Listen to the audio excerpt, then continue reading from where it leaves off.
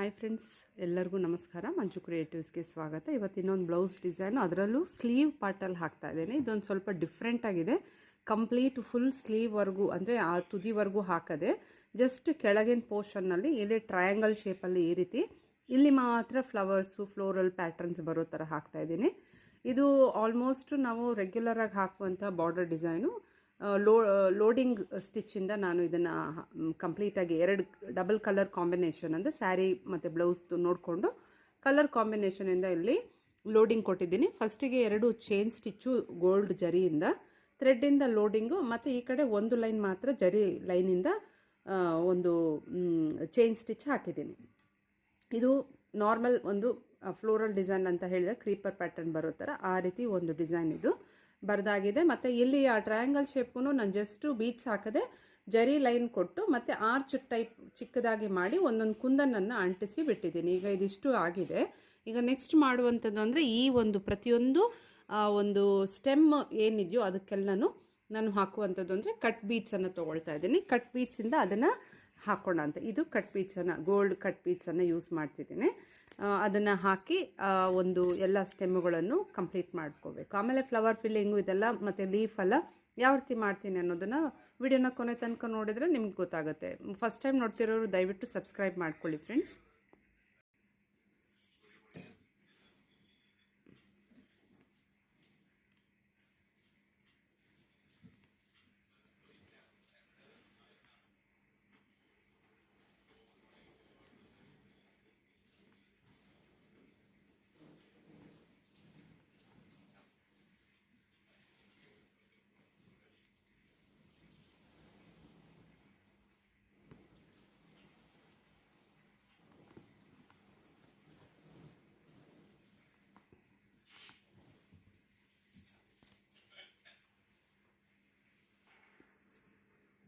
ಈ ರೀತಿ ಹಾಕ್ತಾನೆ ಈ ಒಂದು ಫ್ಲವರ್ಗೆ ಸ್ವಲ್ಪ ಗ್ಲೂ ಹಾಕಿ ಒಂದು ಕುಂದನ್ ಅಂಟಿಸೋದೆಲ್ಲ ಅಂಟ್ಸೋಕ್ಕೆ ಬಿಟ್ಬಿಟ್ರೆ ಅಂದರೆ ಡ್ರೈ ಆಗಿಬಿಡುತ್ತೆ. ಅದಕ್ಕೋಸ್ಕರ ಈಗ ಅದನ್ನು ನಾನು ಪ್ಲೇಸ್ ಮಾಡ್ತಿದ್ದೀನಿ. ಈ ರೀತಿ ಇದು ಮಧ್ಯದಲ್ಲಿರೋದಕ್ಕೆ ಅಂದರೆ ಸ್ವಲ್ಪ ಇಲ್ಲಿರೋದಕ್ಕೆ ಸ್ವಲ್ಪ ದೊಡ್ಡದಾಗಿರೋದನ್ನು ಹಾಕ್ತಿದ್ದೀನಿ ಕುಂದನ್ನು ಈ ರೀತಿ.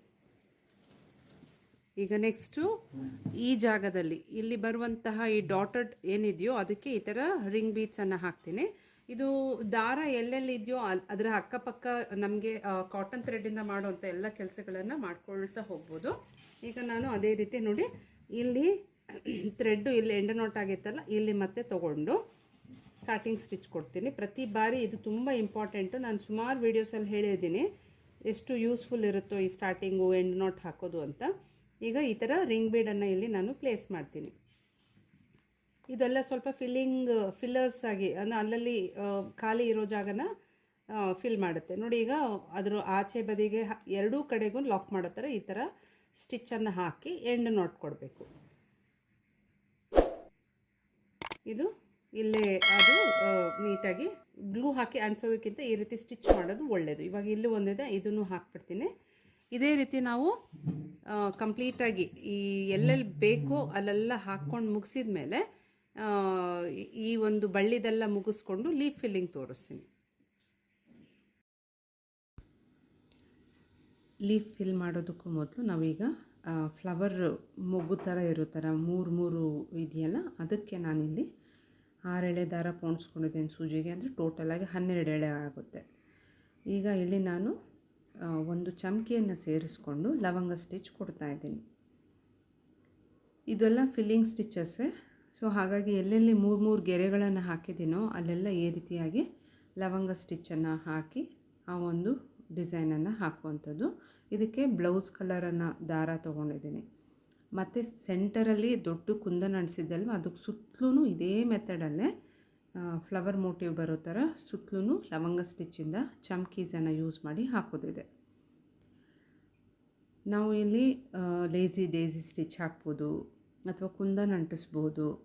ಬಟ್ ಇಲ್ಲಿ ನಾನು ಥ್ರೆಡ್ ವರ್ಕಿಂದ ಮಾಡ್ತಿದ್ದೀನಿ. ಹೆಚ್ಚಿಗೆ ಥ್ರೆಡ್ ವರ್ಕ್ ಬೇಕು ಅಂತ ಕಸ್ಟಮರ್ ಕೇಳಿದರು. ಹಾಗಾಗಿ ಈಗ ಆಲ್ಮೋಸ್ಟ್ ಇದು ಇದೇ ರೀತಿ ಹಾಕಿ ಮಧ್ಯದಲ್ಲಿರೋ ಫ್ಲವರು ಎಲ್ಲೆಲ್ಲಿ ಬರುತ್ತೋ ಅಲ್ಲೆಲ್ಲನೂ 3 ಗೆರೆಗಳು ಇರೋ ಕಡೆ ಚಿಕ್ಕ ಫ್ಲವರ್ ಇದೆಯಲ್ಲ ಅದೆಲ್ಲದಕ್ಕೂ ಇದೇ ಮೆಥಡನ್ನು ಹಾಕುವಂಥದ್ದು.